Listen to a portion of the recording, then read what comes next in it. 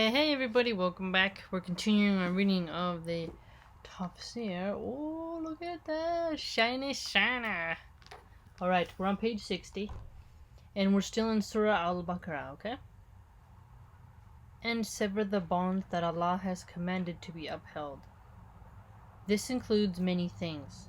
Allah has commanded us to uphold the bond between us and Him by believing in Him, carrying out duties as His slaves. He has commanded us to uphold the bond between us and His Messenger, peace be with him, by believing in Him, loving Him, respecting Him, and fulfilling our duties towards Him.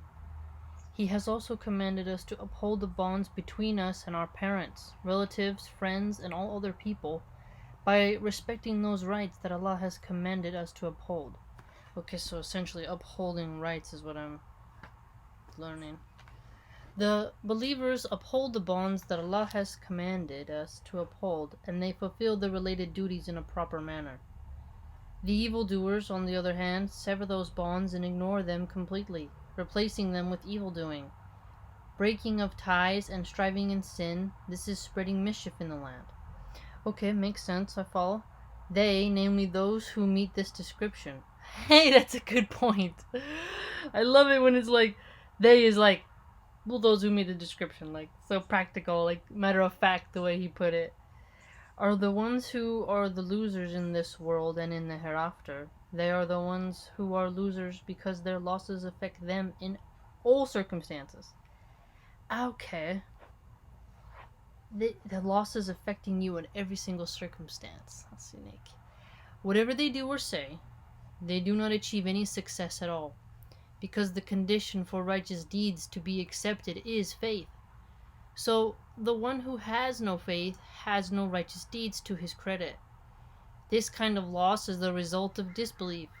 However, with regard to that loss, that may be the result of disbelief, committing sins or neglecting to do deeds that are recommended, as mentioned in the verse in which Allah says, "Verily man is in a state of utter loss." Al-Asr 103:2. They do not... So it's like, no matter what you try, it's not going to really be fruitful because you're not doing it in a condition of righteousness. This is general in application and may include all humans, except those who have the characteristics of faith and righteous deeds, and exhort one another to hold fast to the truth, and exhort one another to hold fast to patience. Okay, so exhort one another to encourage, to like, hey man, you should be doing good, you know? What loss really means is missing out on something good that one could have achieved, and that was within one's means. Wow, it was within your means, but you didn't do it.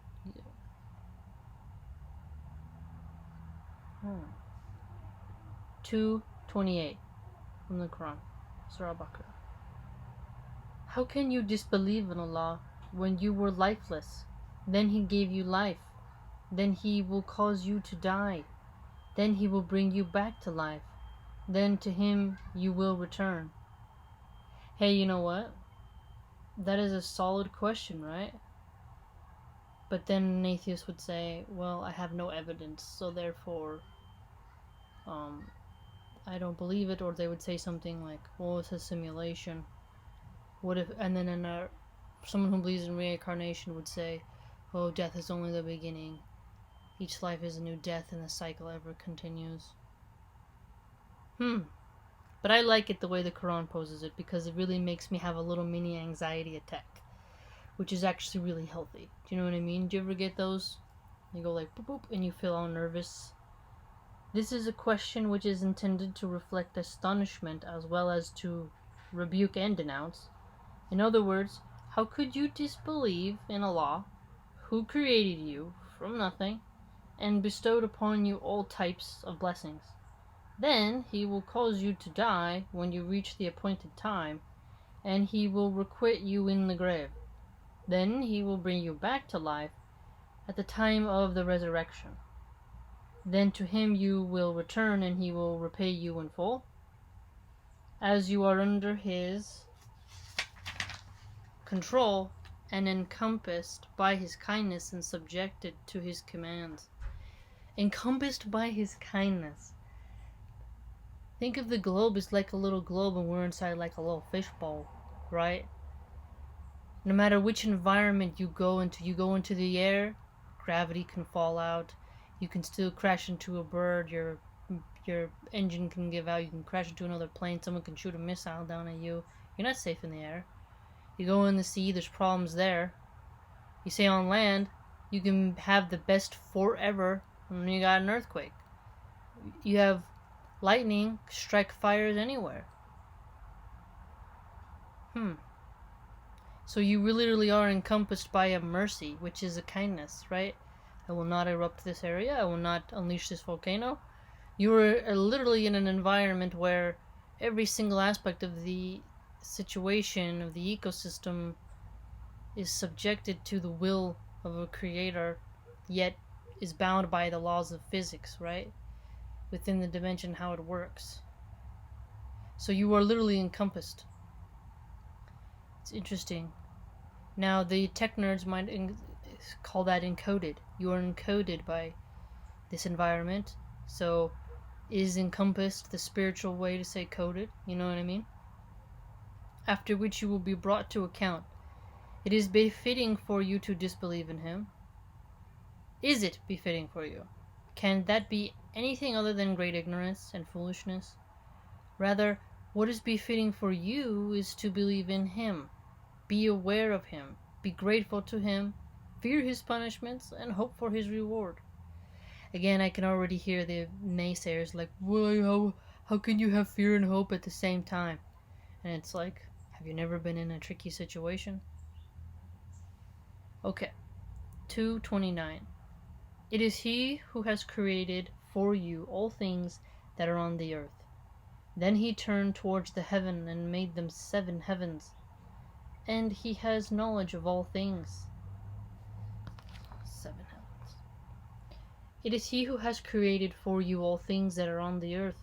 He has created for you, out of the kindness and mercy towards you, all things on the face of the earth so that you might benefit from them, enjoy them, and learn from them. That's an interesting thing, is that if you can benefit from it, you can learn from it, you can enjoy it, that is in itself a mercy, right? Even if you learn from it in a harsh way, right? I mean, it may seem kind of sad, but you learn not to kick the donkey when it kicks back, you know what I mean? This verse indicates that the basic principle concerning all things is that they are permissible and pure, because the context here is one of reminding us of his blessings. Excluded from that is everything that is evil or foul.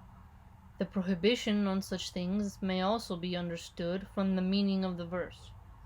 Allah has created all things for our benefit, so whatever is harmful is excluded from that, and it is a blessing from him that he has forbidden foul things to us, so as to protect us from them. Now, excluded from that, so the bad things were not created for us. Because if they would. It's a little bit of a paradox, because it could be harmful, yet you could benefit from being harmed. Then he turned toward the heaven. Well, then he means like a vice, right? Like a vice. Then he turned towards the heaven and made them 7 heavens, and he has knowledge of all things. He turned towards the phrase astawa ila. Oh, cool. I hope I said that right. Translated here as turn towards, has 3 meanings in the Quran. When it appears without any preposition after it, it means attaining a level of complete perfection, as well as says concerning Musa, when he reached his prime and he became fully mature, astawa. Oh, like you're fully manifested in your years. When it is followed by the preposition Allah upon it, it means rising above, as when Allah says, and then he rose over astawa, the throne, al-araf. When it is followed by the preposition ila, to, it means turning to or deciding, as in this verse, where what is meant is, when Allah, glory be to him, has created the earth, he turned to the creation of the heavens, and made them 7 heavens. He created them and perfected them. Whoa. Man, that's so cool how even I can get what he's saying when he writes like that. Like, very cool. He's like teaching us not only like about the interpretations of the verses, but of the words in Arabic, and giving us examples that we can compare and contrast. Very, very helpful.